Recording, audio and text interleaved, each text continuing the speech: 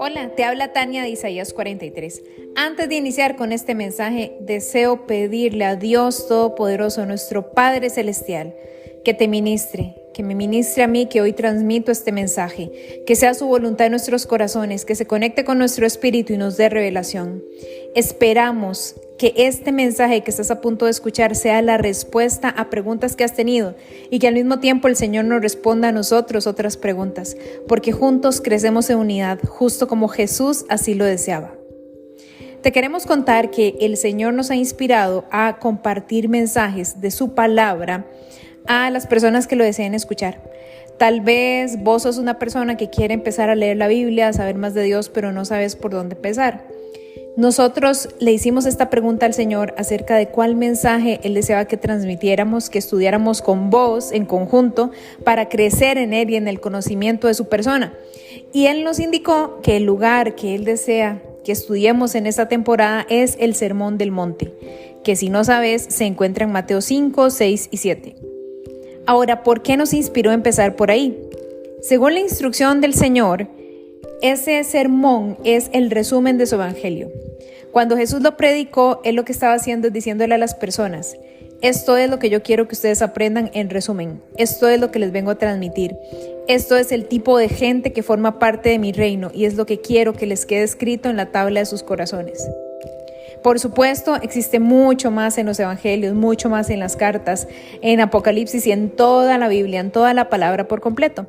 Sin embargo, es un buen lugar para empezar si querés tener un mayor acercamiento y conocimiento de Jesús, porque ¿cuál mejor lugar para empezar que aquel que fue dicho, declarado y enseñado por Él mismo? Si queremos ser amigos de una persona, tenemos que empezar por conocerle. Y en este mensaje que es tan intencional que sea un resumen de su evangelio, pues por supuesto que conocemos no solamente el mensaje, sino que conocemos de él.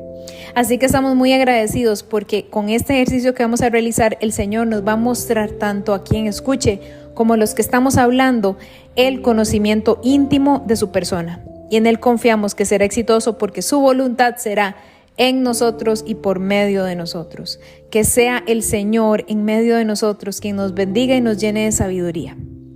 Ok, para empezar con el tema del Sermón del Monte, te queremos contar una recomendación que el Señor mismo nos enseñó tiempo atrás. Y es el siguiente: la Biblia, tal vez ya sabes esto, no es un libro común y corriente que se lee así de seguido, en prosa y en línea recta, y pues que hay que ir en orden y lo lees sentado y calladito en tu cama en las noches. No, la Biblia es un libro completamente diferente.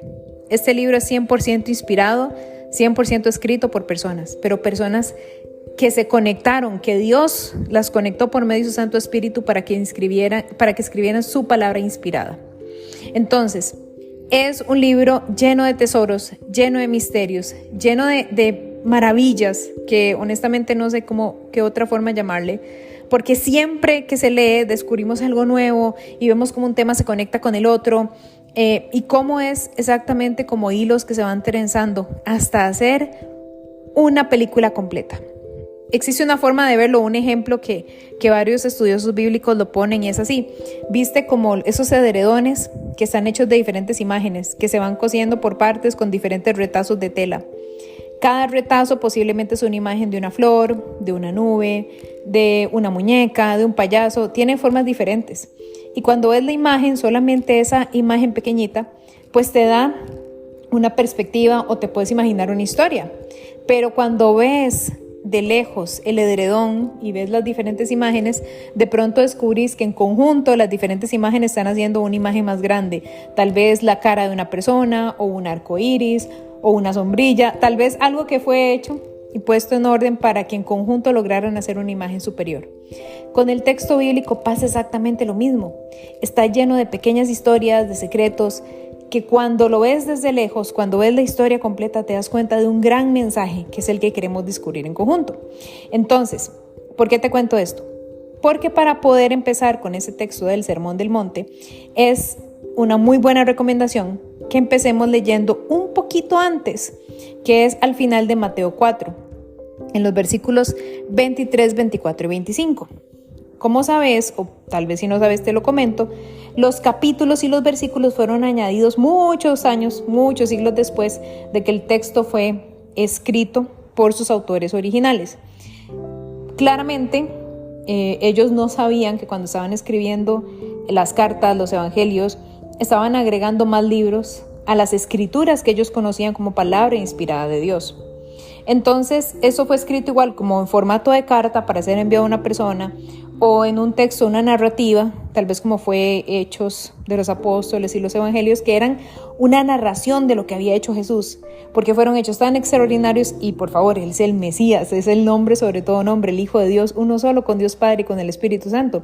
Por supuesto que había que documentar esto para que no se perdiera, porque incluso desde esa época la manera de preservar las cosas era escribiéndolas. ¿Para qué? Para que fueran leídas en voz alta y proclamada.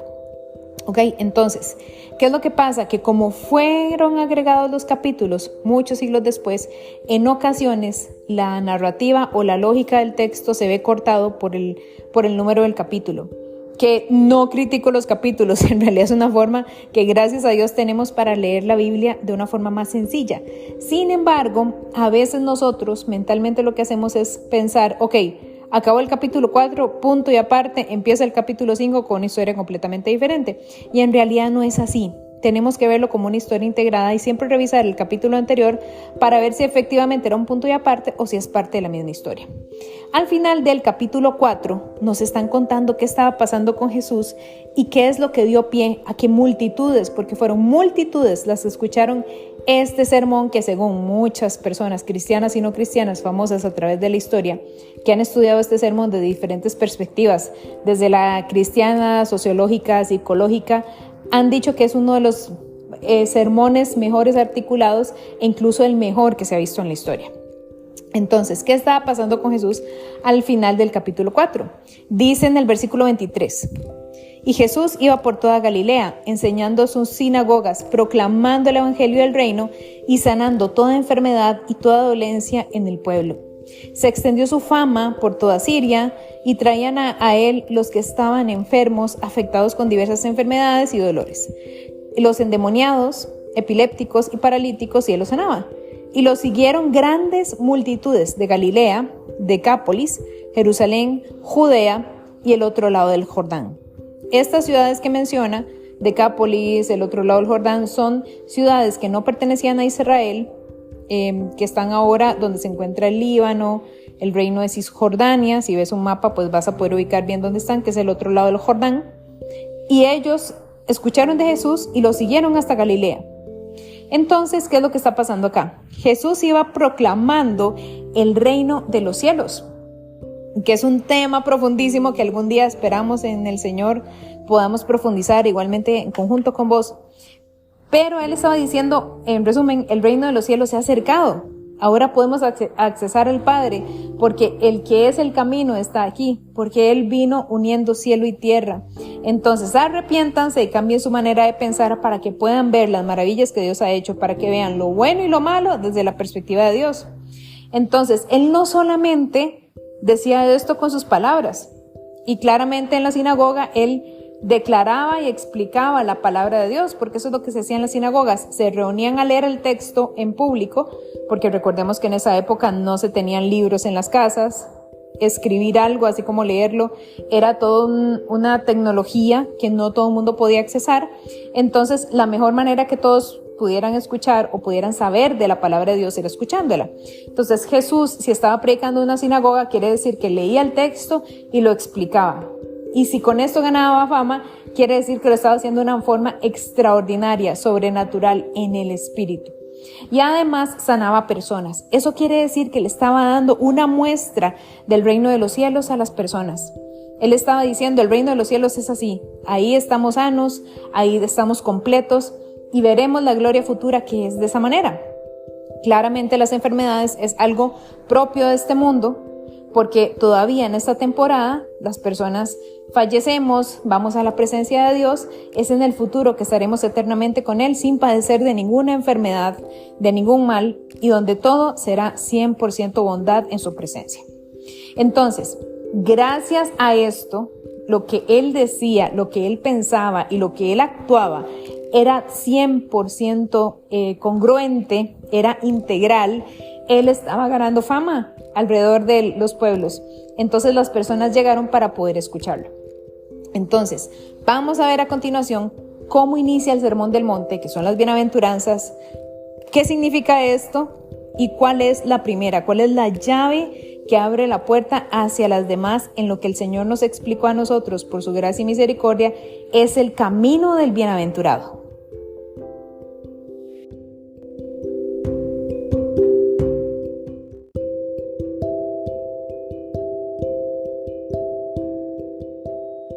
Entonces, iniciamos con el Sermón del Monte en Mateo 5 y dice así: cuando Jesús vio a las multitudes, subió al monte y después de sentarse, sus discípulos se acercaron a él y abriendo su boca les enseñaba diciendo.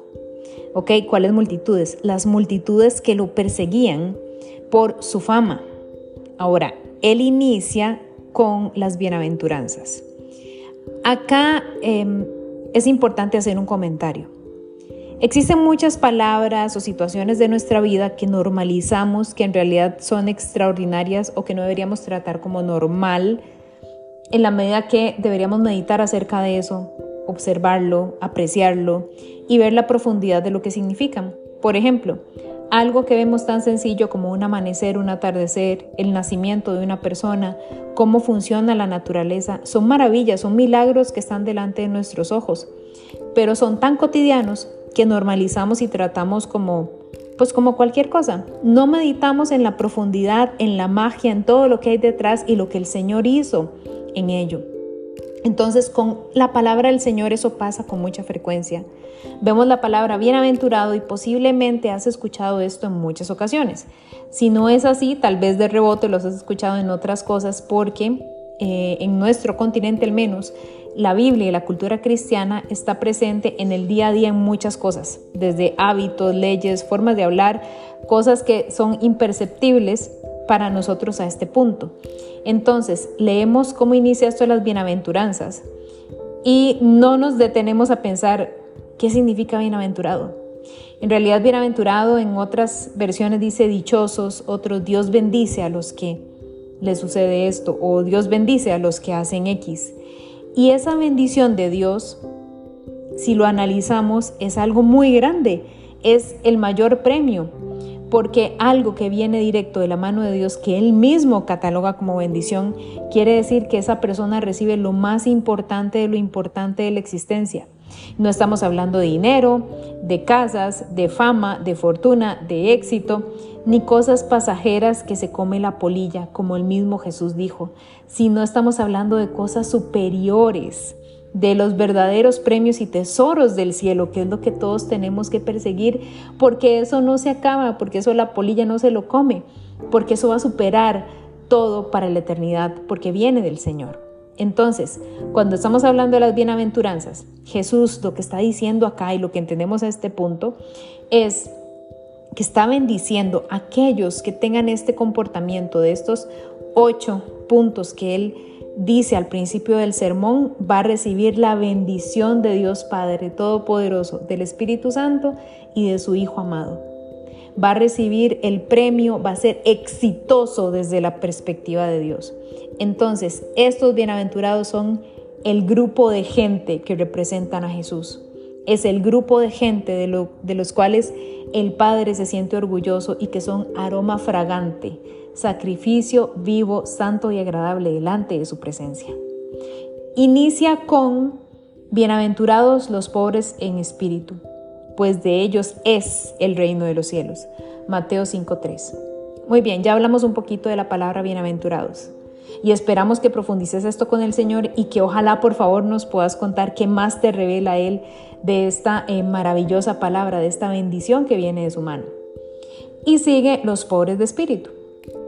Entonces, vamos a ir paso a paso, porque la palabra de Dios, como dice en Salmo 1, se medita, y esa palabra meditar quiere decir masticar, saborear, declararla, decirla. Y además que cuando la declaramos como es palabra santa, inspirada por el Espíritu Santo, de paso estás ministrando tu espíritu y te estás hablando a vos mismo y te estás llenando del alimento sólido, del que verdaderamente importa. porque no solo de pan vive el hombre, sino de lo que sale de la boca del Señor. Y cuando nosotros lo decimos en voz alta su palabra, nos llenamos de este alimento sólido y nuestro espíritu se fortalece. Con eso pasa una serie de bienaventuranzas en nuestras vidas. Entonces, los pobres de espíritu. ¿Qué es pobre de espíritu? Vamos a masticar, saborear esto. La palabra original utilizada en griego quiere decir mendigo. Es la misma que quiere decir indigente, persona que vive en la calle, que no tiene nada, un desposeído. Literalmente quiere decir profundamente indigente, que no posee ningún recurso, ninguna riqueza terrenal. Se refiere a un indefenso, una persona que no tiene absolutamente nada, no a una persona pobre, por ejemplo, en el contexto del tiempo de Jesús, a un campesino sin recursos. No, es una persona que no tiene absolutamente nada. Entonces, este tipo de pobre, que es el más pobre de los pobres, el que vive en la calle, es imposible que no sepa que no tiene nada, que cada día que pasa es un milagro, que cada día recibe alimento, logra subsistir, sobrevive gracias a una fuerza mayor, gracias a la voluntad del Señor.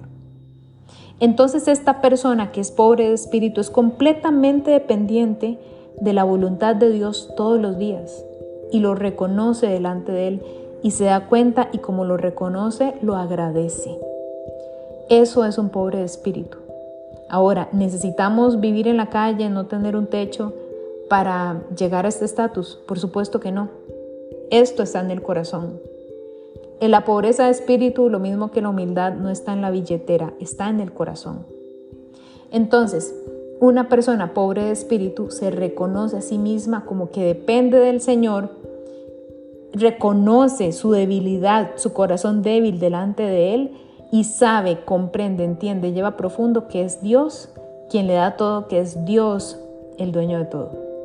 Algo muy interesante también es que esta misma palabra, que en griego quería decir mendigos o indigentes, es la misma que se utilizaba para hablar de las personas que no tenían ninguna instrucción académica, es decir, una persona sin cultura intelectual, sin riqueza de aprendizaje. Eran personas pobres de intelecto, según este contexto, o pobres de instrucción. Curiosamente, estas personas fueron las que demostraron ser tierra fértil al mensaje de Jesús. Lo recibieron con los brazos abiertos. ¿Por qué? Porque el conocimiento de este mundo no los había hecho altivos, soberbios y necios. No se hicieron necios en su propia opinión. Por eso pudieron reconocer la voz de su pastor cuando él se apareció. Y se dejaron transformar más rápido. Pensemos en los discípulos. No eran personas instruidas. Eran pescadores mayormente. De algunos no se sabe cuál era su ocupación. Sin embargo, eran personas humildes que no eran doctos ni fariseos, que eran personas muy conocedoras de la palabra del Señor. Sí hubo muchos fariseos que siguieron a Jesús. De hecho, el inicio de su iglesia se compuso de judíos mesiánicos del pueblo y de algunos fariseos que se convirtieron a creer en Cristo, en Jesús como el Mesías. Entonces, esto para Jesús fue algo que él mismo honró públicamente. Para él fue muy importante observar que alguien fuese pobre de espíritu, que alguien lograra interpretar o conocer que era débil de corazón y que le daba toda la gloria a Dios y que reconocía a Dios como dueño de todo. Si leemos Mateo 11:25, Jesús le da gracias a Dios. Él le dice: reconozco tu gloria, Padre, Señor del cielo y de la tierra, porque ocultaste estas cosas a sabios e inteligentes y las revelaste a los niños. Sí, Padre, porque así fue de tu agrado. Cuando él dice estas cosas, es decir, el mensaje que él predica, su evangelio del reino, fue entendido de una a los que tenían corazón de niño, a los que no tenían soberbia por su intelecto. Y así él glorificó a unos y humilló a otros, según debía ser hecho por lo que tenían en su corazón. También en Juan 9:39, Jesús dice: yo vine a este mundo para juicio, para que los que no ven, vean, y para los que ven, se vuelvan ciegos. Está hablando de lo mismo. Aquellas personas que tal vez no tienen ese conocimiento, que están hambrientas de su palabra y de su corazón, lo reconozcan. Ahora, vos puedes decir, bueno, qué bien, entiendo el concepto, es un mendigo espiritual, una persona que sabe que Dios es el dueño de todo y que depende de Él, pero ¿cómo yo llego a eso? Yo te quiero contar un testimonio muy breve, y fue mi caso. La primera oración que yo hice de corazón fue de pobreza espiritual, y yo no sabía nada. Eso fue hace 13 años, y yo no había leído la Biblia siquiera casi, o sea, la había leído lo básico, medio entendía su estructura. Sí creía en la existencia de Dios, pero no tenía una relación con Él. Y yo me senté un día en mi cama y yo le dije, mis decisiones son un desastre. Yo nací para perder. Yo no soy nadie ni nada y no estoy llegando a ningún lado. Dios, por favor, si usted existe, que yo creo que sí, tome las decisiones por mí. De verdad que yo ya demostré que soy un fracaso en esto. Tome usted las decisiones por mí, por favor. Y esa oración fue simple, duró como 1 minuto y fue algo que salió de mis entrañas. Yo de verdad creí en esa oración y yo de verdad confesé que yo no servía para tomar decisiones. Y años después, analizando este sermón del monte, muchos años después, me vengo dando cuenta por la gracia de Dios y su misericordia que lo que yo hice en esa oración fue mostrarle mi pobreza espiritual. Yo logré sin ningún conocimiento absolutamente nada de iglesia, de la palabra de Dios, de teología, de doctrina, de nada. Reconocer que Él es el dueño de todo y eso es todo lo que se necesita. No necesitas ser la persona que sabe más, ni el que llega primero, ni el mejor de todos, ni mucho menos. Esos son premios de este mundo, no son cosas que le interese a Dios. Para Dios eso no es éxito. Para Dios éxito es estas bienaventuranzas que estamos estudiando. Entonces, en realidad es más sencillo de lo que pensamos. Es algo que sale del corazón y que nosotros tenemos que entender y comprender cómo transmitirlo a Él. Si no sabes cómo hacerlo, solamente pedíselo. Decirle, Señor, yo quiero saber cómo hacer esto. Yo quiero ser un pobre en el espíritu y quiero que usted me enseñe. Por favor, estoy aquí dispuesto a hacerlo. Porque aquí la parte más importante, y es con la que finaliza esta bienaventuranza, dice, pues de ellos es el reino de los cielos. Esta bienaventuranza junto con la última son las únicas que tienen esa promesa en presente. Quiere decir que aquella persona que reconoce su pobreza espiritual, su dependencia al Señor desde el minuto 1, reciben la gracia y la misericordia de percibir el reino de los cielos, de vivir en el reino de los cielos, porque de ellos es el reino de los cielos. Entonces podemos vivir ahí desde ya como hijos de Dios. ¿Cómo? Viviendo en lo sobrenatural, por medio de los dones del Espíritu Santo, recibiendo su instrucción diaria, escuchando la voz de Dios de forma firme, de forma clara, sabiendo hacia dónde ir por su gracia y por su corazón, viendo la manifestación de su Espíritu Santo en nuestras vidas. Es así como funciona. Así que hoy te invitamos a 2 cosas. Primero, que le pidas al Señor ser un pobre de espíritu, que te traduzca esto en tu corazón, que tengas una oración con Él, un encuentro. Como te digo, no tiene que ser superior a 30 segundos, con eso basta. No se trata de lo mucho que hables o de lo elaborado de tu oración, se trata de lo que hay en tu corazón. Se trata de lo que querés reconocer en tu corazón. Se trata del cambio que querés hacer hoy, solamente de eso. Se trata que estés cansado de esta independencia de Dios y que quieras caminar bajo su sombra para siempre. Y yo te aseguro, porque lo he vivido, que no hay mejor decisión que una persona pueda tomar que esa.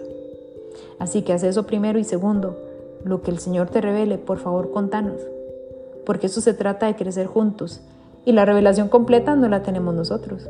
Aquí nadie está graduado, más bien estamos juntos hasta el final, hasta ver a Cristo volver, que eso es lo que tenemos que tener escrito en nuestro corazón, la esperanza de que Él va a volver como prometió, porque Él no miente, Él no hace promesas falsas, Él es el Dios Todopoderoso y si Él dijo que un día vendrá, volverá.